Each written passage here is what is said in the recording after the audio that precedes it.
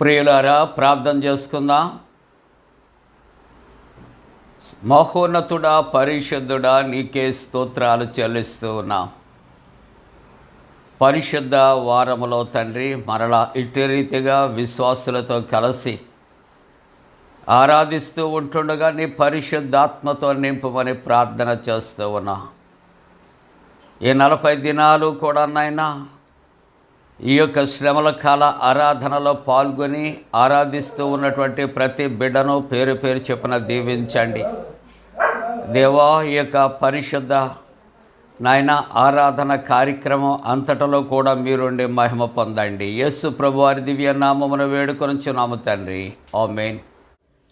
ప్రియులారా, 179వ కీర్తన నాయన్న రాగదే. ఓ యేసు తండ్రి కీర్తన ద్వారా ఆరాధన కార్యక్రమంలో ప్రవేశిద్దాం. నాయన్న రాగదే ఓ యేసు తండ్రి, నాయన్న రాగదే.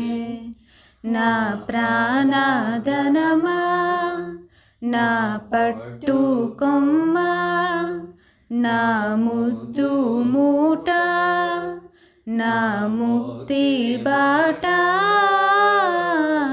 నాయన్న రాగదే. నాయన్న సిలువలోని వాయాస పడిన నాటి, నీ అంగ్రియుగము నిప్పుడు నాయాస తీరా చూతూ,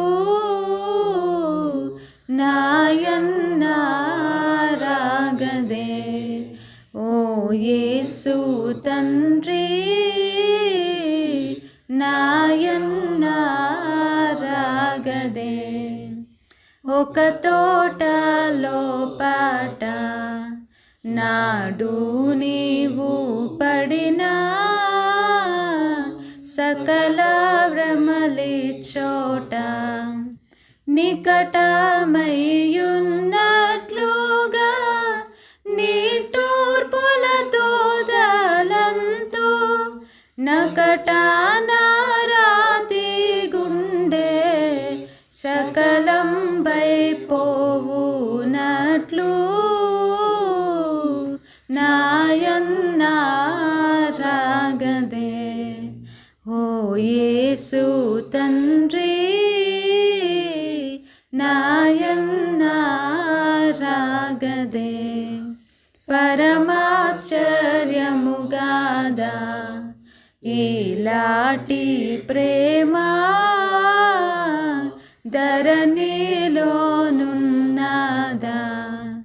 చురుకౌ ముల్లుల పోట్లకొని శిరమునా వంటి నీచపు పురుగు కొరకంది చెడుని, కరుణన్ దర్శింతు నేడు, నాయన్న రాగదే ఓ యేసు తండ్రి, నాయన్న రాగదే. ఈ చకమిదిగాదు మిగులాదలపోయా,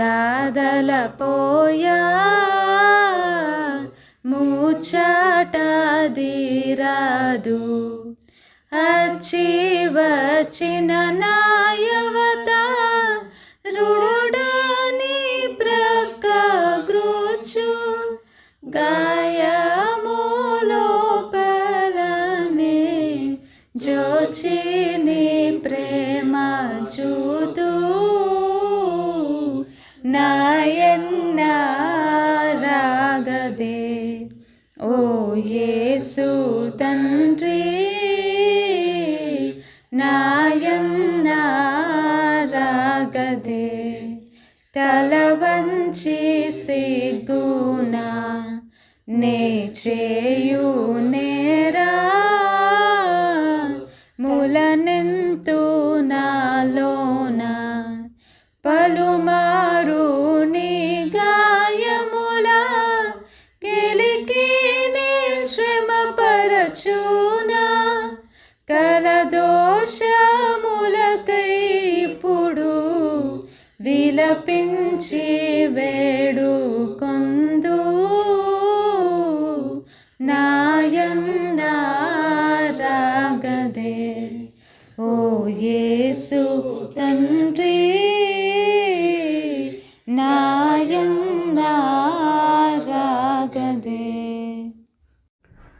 తండ్రి యొక్కయు కుమారుని యొక్కయు పరిశుద్ధాత్మ యొక్కయు నామమున ఆమేన్.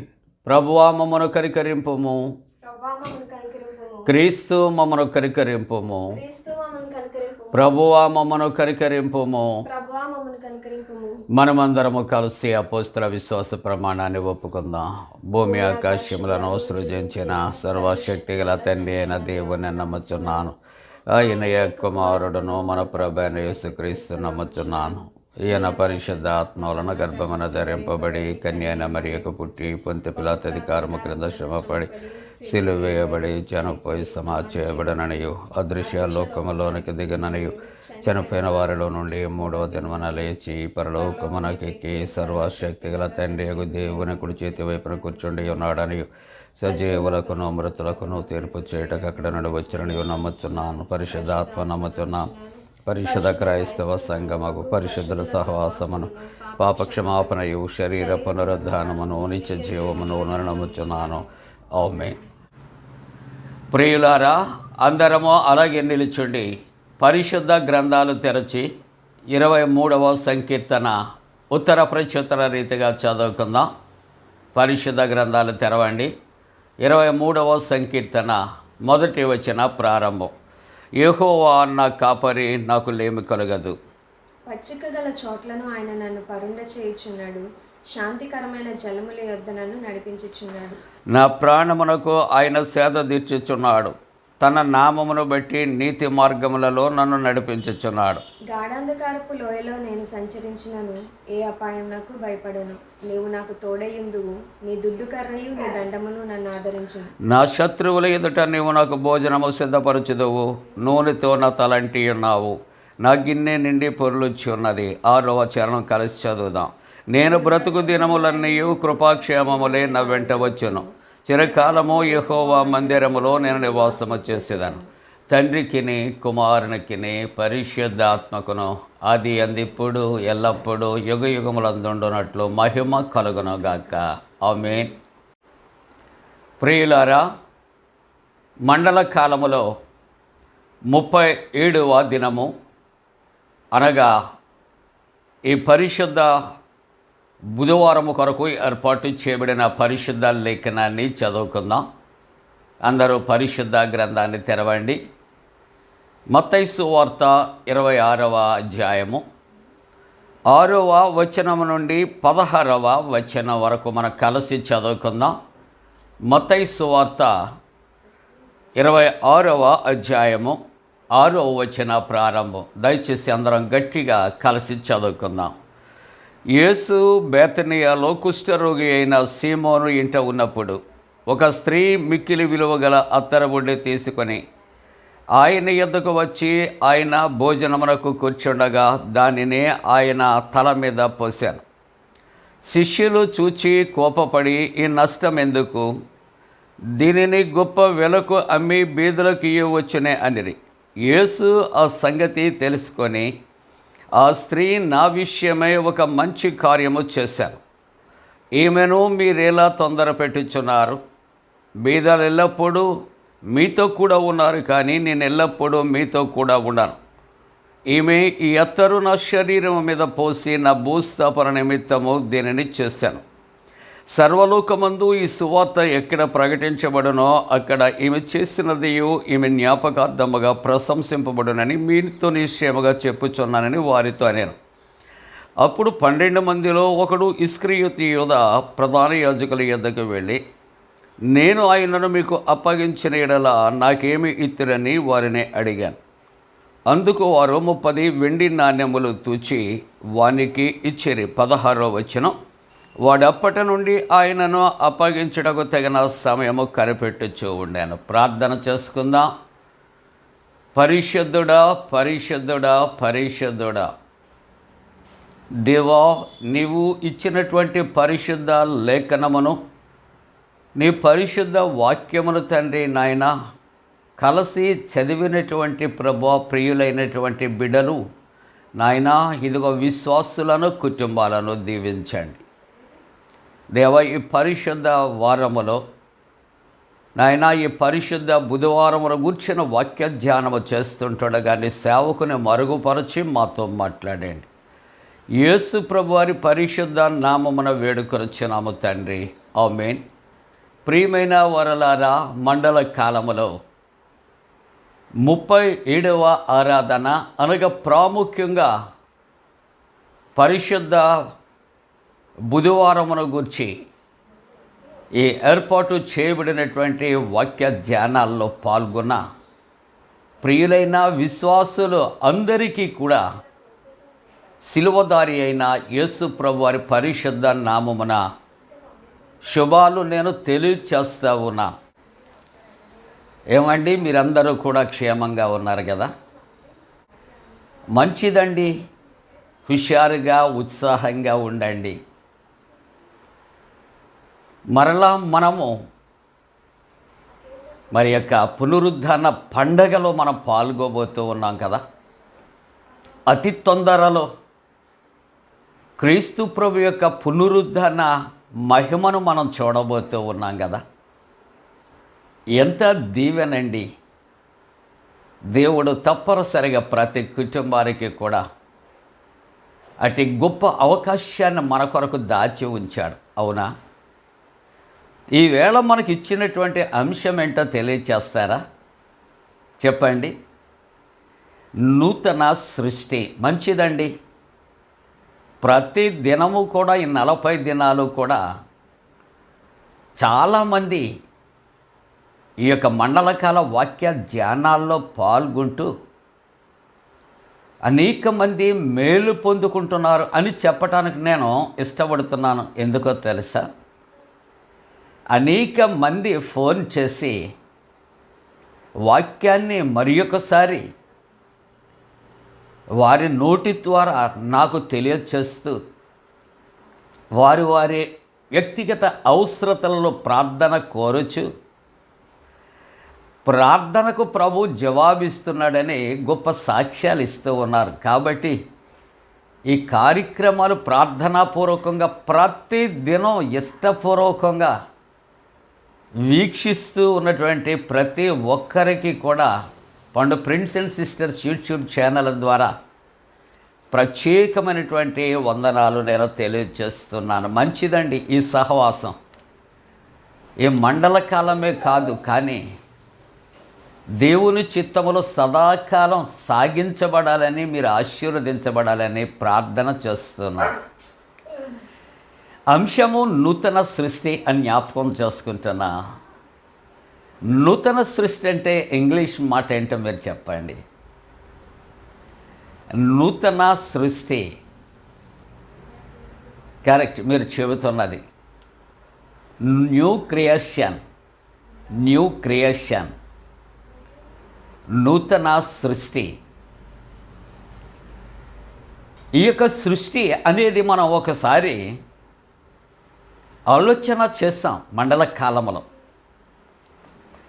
ఈ సృష్టి కొరకు ఆలోచన చేస్తున్నప్పుడు, అనగా పతనము అనే అంశములో మాట్లాడుకుంటున్నప్పుడు, సృష్టి పతనమైపోయింది, మానవుడు పతనమైపోయాడు. మానవుని అవిధేయత మానవునితో పాటు సృష్టిని పతనం చేసిందని మనం వాక్య ధ్యానాల గతంలో చేసాం. ఇప్పుడు నూతన సృష్టిగా ఎలాగూ మార్చబడాలి, ఎందుకు మార్చబడాలి, ఈ సృష్టి ఏమైపోయింది అని ఒక్కసారి మరలా మన పునరాలోచన చేస్తేనే కానీ నూతన సృష్టిగా ఎవరు ఏ విధంగా మారాలి అని చెప్పటం అనేది మనకు కొంచెం కష్టతరం కదా. కాబట్టి పాత జీవితాలు, పాత వ్యక్తిత్వాలు, పాత సృష్టి, పాత మానవుడు, పాత ఉద్దేశ్యాలు, పాత తలంపులు ఆదాము దగ్గర నుండి మనం చూచుకుంటూ వస్తూ ఉంటున్నప్పుడు ఇవన్నీ కూడా పాడైపోయే లేక పతనమైపోయాయి. దేవుని కుమారుడు ఎందుకు ఈ భూలోకానికి వచ్చారు అని ప్రశ్న వేసుకుంటే, పతనమైన ప్రతి దానిని తిరిగి ఆ పతన స్థితి నుండి మరలా ఒక నూతనమైనటువంటి సృష్టిగా, సృష్టిలో మానవులను, ప్రకృతిని, అది ఒక మంచి దీవెనకరమైనటువంటి రీతిగా చేయటానికి దేవుని కుమారుడు వచ్చాడని జ్ఞాపకం చేసుకుంటూ ఉన్నా. దేవుని యొక్క ప్రతి మాటలో కూడా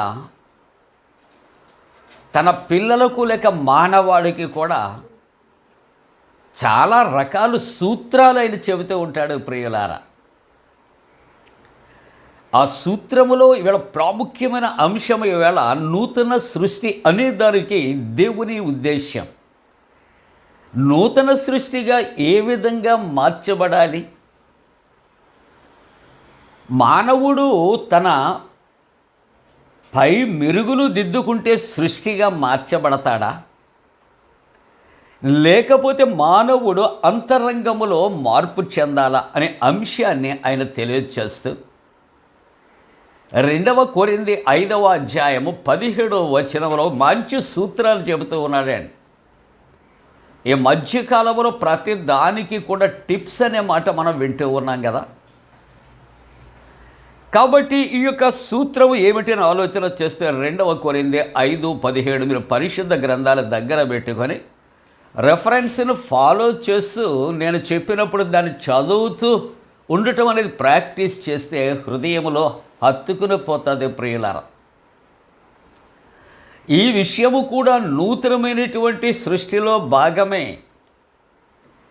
ఎవడైనాను క్రీస్తునందు ఉన్న ఎడల వాడు నూతన సృష్టి. ఎంత సులువైనటువంటి మార్గాన్ని ప్రభు,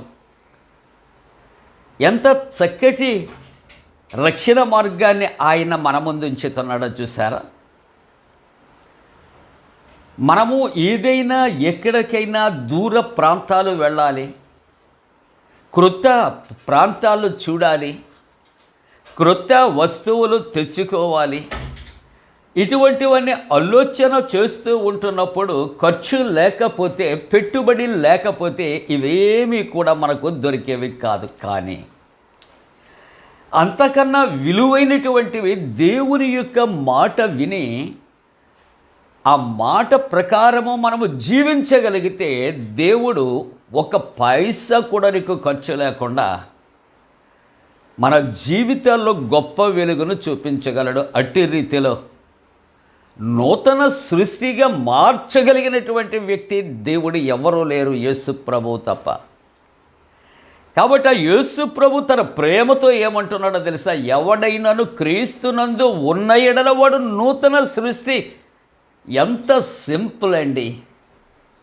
క్రీస్తు ప్రభువులో నీ ఉండగలిగితే, క్రీస్తు ప్రభువుతో నీ ఉండగలిగితే, క్రీస్తు ప్రభువుని నీతో ఉండనివ్వగలిగితే నీవు నూతన సృష్టి, నో డౌట్. ఎంత గొప్ప భాగ్యం దేవుడిచ్చాడు.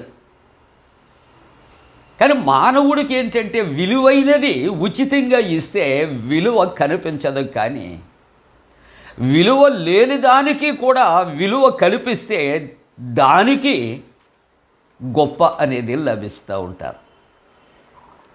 కాబట్టి నూతన సృష్టిగా ఎలాగో మారాలి అనుకుంటే శిలువ ధ్యానాలు, ఈ పరిశుద్ధ బుధవారపు ఆరాధనలో శిలువదారి అయిన ప్రభు నీతో నాతో మనందరితో మాట్లాడుతున్నాడు. నీవు క్రీస్తునందు ఉన్న ఎడల నీవు నూతన సృష్టిగా నువ్వు మారిపోతావు. ఆ తరువాత దాంట్లో ఉన్నటువంటి మాట, చిగురించాలి అనుకుంటే ఆకులు రాల్చాలి కదా.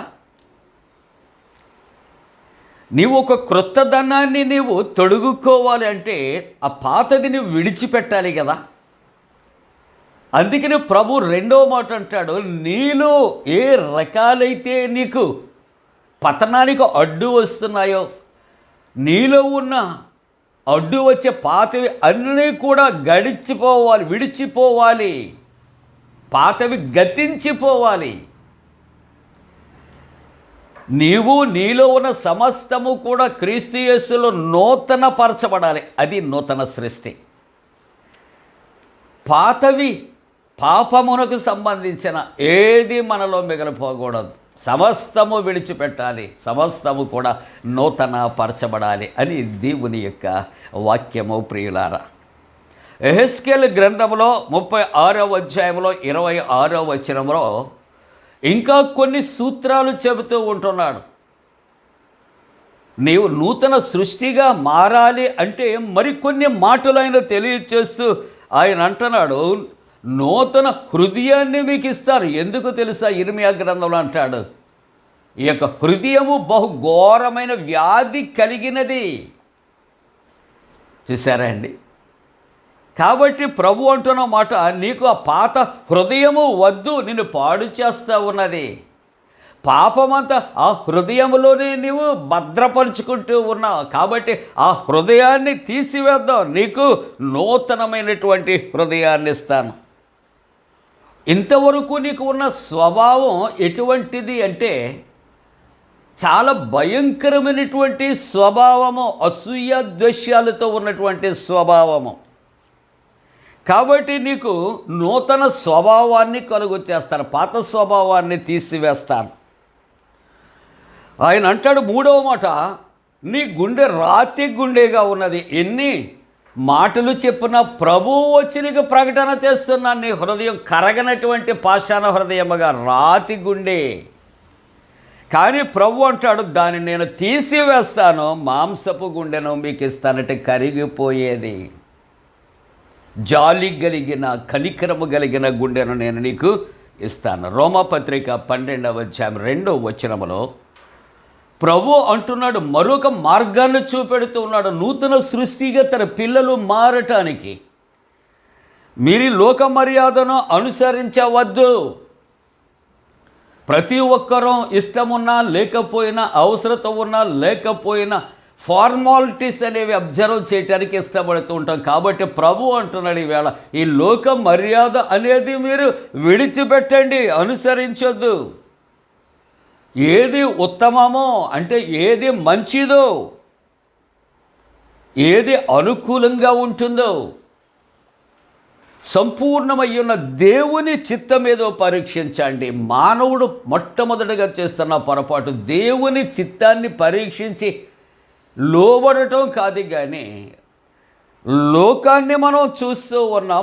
మనకి దేవుడికి మనకు అనుకూలమై ఉన్నటువంటి వాటిని వెంబడించడానికి ప్రయత్నం చేస్తున్నాం. కాబట్టి ప్రభు అంటాడు ఇక్కడ, అనుకూలమును సంపూర్ణమైన దేవుని చిత్తం ఏదో పరీక్షించి తెలుసుకొని మీరు ఏం చేయాలి? మొట్టమొదటగా మీరు నూతన సృష్టిగా మార్చబడాలంటే మిమ్మలను పాడు చేస్తుంది. చూసారా మనస్సు? ఇక్కడ ఎలీషా ప్రవక్త వద్దు అన్న బహుమానాలు ఎవరండి? చిన్న ప్రవక్త గెహజీ మనస్సు మారి తన గురువు గారికి తెలకుండా వెళ్ళి తెచ్చుకున్నట్లుగా మనం చూస్తూ ఉన్నాం కదా, తన మనస్సు మారి. కాబట్టి ఇక్కడ అంటున్నాడు, ఇక్కడ మీ మనస్సు మారి నూతన మొగుట వలన రూపాంతరము పొందడి. పాతవి విడిచిపెట్టడానికి, నూతన పరచబడటానికి, నూతన సృష్టిగా మారటానికి మీరు ఏం చేయాలి? దేవుని చిత్తాన్ని పరీక్షించి మీ మనస్సును మార్చుకొని నూతనమైన రూపాంతరము పొందుడి. మనస్సు మారి నూతన మొగుట వలన నూతన పరచబడాలి. ఇక్కడ రూపాంతరము అనగా రూపాంతర ఆదివారం మట్టుకే కాదండి, జీవిత కాలమంతా ప్రతి క్షణము కూడా నీవు ఒకవేళ నీ స్వభావము, నీ మనస్సు, నీ ఉద్దేశ్యము, నీ దృష్టి, నీ ఆలోచన అది మారి ఏ లోకములో నుండి దేవుని యుద్ధ నుండి వేరు చేస్తూ ఉంటే అనుక్షణము కూడా మనము రూపాంతరము చెందవలసినటువంటి అవసరత ఉంది. అనగా మన జీవితాలలో మార్పు రావాలి అని. ఇక్కడ మత్తయి సువార్త 17వ అధ్యాయము 11వ వచన 17వ అధ్యాయం మొదటి వచనములో రూపాంతరు కొండ మీదట అండి పేతురు, యాకోబు, యోహాను యేసు ప్రభువుతో వెళ్ళారు. అక్కడ మోషేయు, ఏలియాయు ఉన్నారు. అంటే రూపాంతరము పొందుట వలన ఏ విధమైన మార్పు రావాలి అని ఆలోచన చేస్తూ ఉంటూ ఉన్నప్పుడు ఇక్కడ ఆయన ముఖము సూర్యుని వలె ప్రకాశించను. నూతన సృష్టిగా ఉన్న మన జీవితాల్లో దేవుని ప్రకాశతను మనం చూడాలి. ఆయన యొక్క వస్త్రములు వెలుగు వలె తెల్లని వాయను. అంటే మన జీవితాలు పరిశుద్ధపరచబడాలి. ఇక్కడ పేతురు, యోహాను అంటారు మనం ఇక్కడ ఉండుట మంచిది. అవును, ప్రభువుతో ఉండుట మంచిది, ప్రభువుతో సహవాసము చేయటం మంచిది. లోకములోని ప్రత్యేకించబడటానికి, లోకము నుండి ప్రత్యేకించబడుట మంచిది అనే మాట. అందుకే ఎఫెసీ పత్రిక 4వ అధ్యాయం 22వ వచనములో ప్రభువు అంటున్నాడు, మునుపటి ప్రవర్తన విషయంలో అయితే మోసకరమైన దురాశల వలన చెడిపోవు మీ ప్రాచీన స్వభావము వదులుకొని. దయచేసి వీటిని మనమే చదువుకుంటే మనకి అర్థమైపోతుంది. ఇది మోసకరమైన దురాశల వలన చెడిపోవు మీ ప్రాచీన స్వభావం వదులుకొని మీ చిత్తవృత్తి యందు నీతియు యథార్థమైన భక్తియు గలవారే దేవుని పోలికలో సృజించబడి నవీన స్వభావాన్ని ధరించుకోవాలి. స్వభావము మారాలి, మనస్సు మారాలి. మనము దేవుని పోలికలోనికి మార్చబడాలి. పాతవి గతించాలి, సమస్తము నూతనపరచబడాలి. మనము క్రీస్తునందు ఉండాలి. తీతు పత్రిక 3వ అధ్యాయం 5వ వచనంలో అంటాడు, తన కనికరము చెప్పున పునర్జన్మ సంబంధమైన స్నానము ద్వారా, అనగా బాప్తిస్మము ద్వారా పరిశుద్ధాత్మ మనకు నూతన స్వభావము కలుగు చేయుట ద్వారా. పరిశుద్ధాత్ముడు ఏం చేస్తాడట అండి? మన స్వభావాన్ని మారుస్తాడట. అదే నూతన జన్మ. ముగింపుగా ఆలోచన చేస్తే ఈవేళ మనకి ఇవ్వబడినటువంటి ఈ వాక్య భాగములో ఒక స్త్రీ అని వ్రాయబడింది. క్రీస్తు ప్రభువు కొరకు అత్తరు తీసుకుని వచ్చి ఆయనకు పూసి తన పాత జీవితానికి స్వస్తి చెప్పి నూతన జీవాన్ని ఆమె పొందుకొని, జీవితాన్ని పొందుకొని ప్రభువులు నూతన సృష్టిగా మారింది. ఇప్పుడంటే ప్రభువు కొరకు జీవించాలని ప్రభువు దగ్గరికి వచ్చి తన పాపపు స్థితిని విడిచి క్రీస్తు అనే సువాసన అక్కడ వెదజల్లటం ద్వారా. అవును ప్రియులారా, పౌలు గారు కూడా తన పాత జీవితంలో ఒక హింసకుడుగా, పాపులలో ప్రధాన పాపిగా ఉన్నాడు. కానీ దమస్కు మార్గములో పట్టబడిన చేత ఆయన అంటున్నాడు, ఇదిగో నేను ప్రభువు కొరకు జీవిస్తాను. నూతన సృష్టి. అలాగని సిలువలో నూతన సృష్టి, సిలువ ధ్యానాల్లో నూతన సృష్టి ఏమిటి అని ఆలోచన చేస్తే, సిలువ వేయబడినటువంటి ఆ ఇద్దరిలో కుడివైపు దొంగ తన పాత జీవితాన్ని సిలువలో యేసయ్యను చూచి, ఆయన ముఖమును చూచి తన పాత జీవితాన్ని ఆ సిలువలో విడిచిపెట్టి నూతనమైనటువంటి జీవితాన్ని అనుభవించటానికి ప్రభువుతో అంటున్నాడు, యేసు నీవు నీ రాజ్యముతో వచ్చినప్పుడు నన్ను జ్ఞాపకం చేసుకో. That is the new creation. పాత జీవితము తనకు ఉన్నటువంటి అనీతి, అవినీతి, అక్రమాలు, దొంగతనాలు, దోచుకుంటాం, ఈ జీవితం అంతటిని సమాధి చేసి ప్రభువు ముఖము చూస్తే శిలువ యాత్రలో తాను నూతన సృష్టిగా మార్చబడ్డాడు. అవును ప్రియులారా, అగస్టిన్ అనే భక్తుడు కొరకు తెలుసు కదా మీకు. అగస్టిన్కి ఒక స్నేహితురాలు ఉండేది పూర్వకాలం. ఆ తరువాత వారికి ఉన్న స్నేహం అనేది కట్ అయిపోయింది. చాలా కాలం తర్వాత ఎక్కడో ఒక మీటింగ్లో తన పాత స్నేహితురాలు అగస్టిన్ చూచిందట. అగస్టిన్ అగస్టిన్ అని పిలుస్తుందట. తను వింటూ ఉన్నాడు, కానీ మాట్లాడటానికి, వెళ్ళటానికి, చూడటానికి అతడు ఇష్టపడటం లేదు. కానీ ఆనవాళ్ళు చెప్పటానికి, పాత స్నేహాన్ని గుర్తు చేయటానికి అంటుందట, అగస్టిన్ ఐ ఆమ్ షీ, నేను ఆమెనే, నీ పురాతన స్నేహితురాలనే, అప్పటి స్నేహితురాలనే, ఆర్ యు ఫర్గెటింగ్ మీ అన్న రీతిలో అంటుందంట ఐ ఆమ్ షీ. ఇక తప్పక అగస్టిన్ అంటున్నాడట, మేబీ యు షీ, ఒకవేళ అయితే నీవు ఆ పురాతన కాలములో ఆ పాత జీవితాన్ని, పాపపు జీవితాన్ని అనుభవించి పాపిగా ఉన్నటువంటి ఆ యొక్క స్నేహితురాలివేమో, కానీ నేను ఆ అగస్టిన్ని కాదు. ఏమంటున్నాడు? Maybe you she but I am not she. అర్థమయ్యిందా?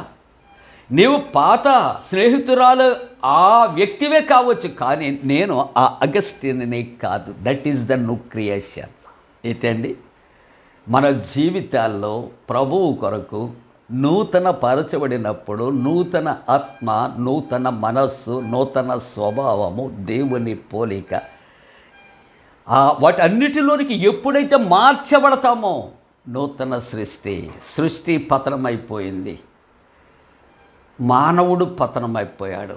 ఇప్పుడు సిలువలో యేసు ప్రభు సిలువ యాత్రలో పాల్గొని సిలువను వెంబడిస్తూ పశ్చాత్తాపం పొందుతున్నటువంటి ప్రతి ఒక్కరిని ఏ విధంగా మారుస్తున్నాడో తెలుసా? నూతన సృష్టి, న్యూ క్రియేషన్. ఆ నూతన సృష్టిగా మార్చబడితే పాపము లేదు, శాపము లేదు, మరణము లేదు. కాబట్టి ప్రభు అంటాడు, ఎవడైనాను క్రీస్తునందు ఉన్నడలా వాడు నూతన సృష్టి.